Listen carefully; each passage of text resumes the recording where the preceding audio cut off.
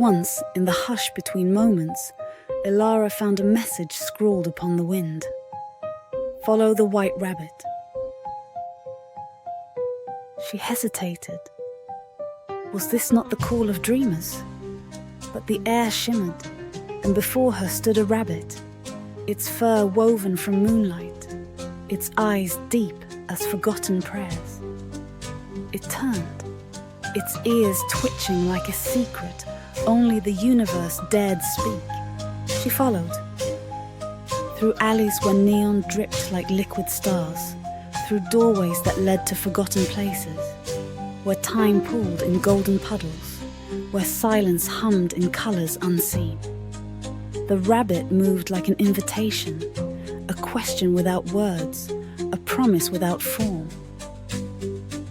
"Where am I going?" she whispered. "Where you have always longed to be." The rabbit answered, though its mouth did not move. With each step, gravity softened. Walls became rivers, and rivers became roads. She was no longer walking. She was remembering how to fly.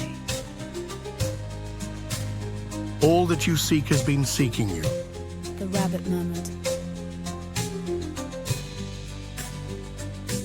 And then, just as suddenly as she had begun, she stood at the edge of everything, a threshold woven from starlight and longing. The rabbit turned to her one last time. "Leap, and the sky will catch you." Elara smiled. She had never truly doubted. She stepped forward and was swallowed by wonder.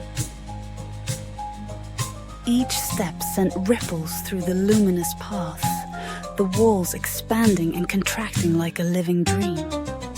She was neither falling nor flying, only moving, carried by the pulse of unseen music, the rhythm of something vast and knowing.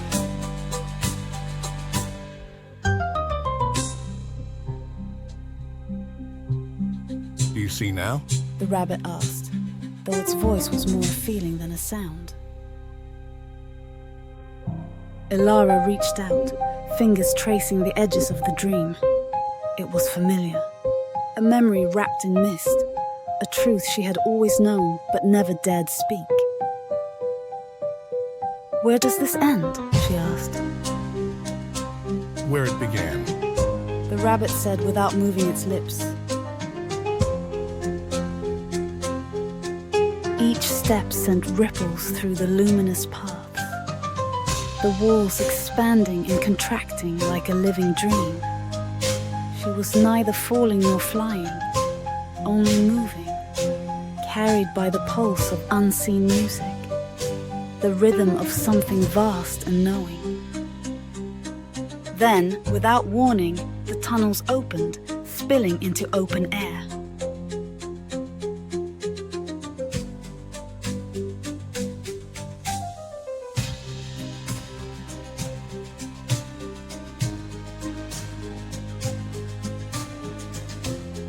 A great waterfall of color cascaded before her, rivers of crimson, sapphire and gold, flowing like silk unfurling from the heavens. She leapt into it, the currents wrapping around her, lifting her in their embrace. The water was not water, it was light, it was breath. It was the feeling of being alive in a way she had never understood before. She laughed, spinning in its embrace, surrendering to the rush of something impossibly beautiful. She could stay here forever. But then softly, gently, the light began to fade. Her body grew lighter.